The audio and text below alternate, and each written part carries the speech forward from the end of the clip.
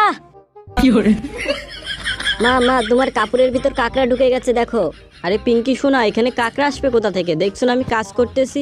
মা আমি সত্যি বলছি, ছোট একটা কাকড়া ঢুকে গেছে। পিঙ্কি শোনা, কোনো কাকড়া ঢুক নাই।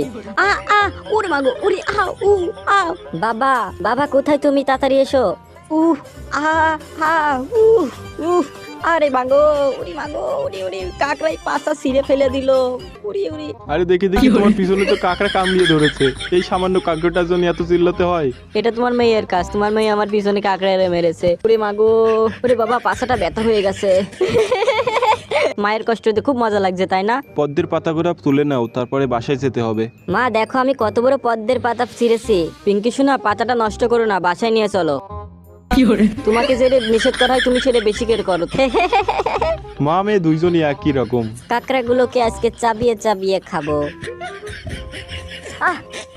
বাবা দেখো কাকড়া গুলো কি দুষ্টু, আমার হাতে কামড়িয়ে দিছে।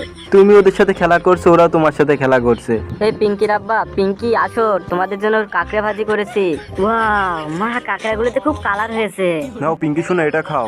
বাবা এটা আমি খাবো না, কাকড়া গুলো আমাকে খুব জ্বালিয়েছে। এই কাকড়া গুলোকে আমি চিবিয়ে চিবিয়ে খাবো। আর পিঙ্কি কাকড়া খালে কাকড়া তোর পেটের ভিতরে যে তোর পেটের ভিতরে নাড়ি ভুড়ি কেটে দিবে।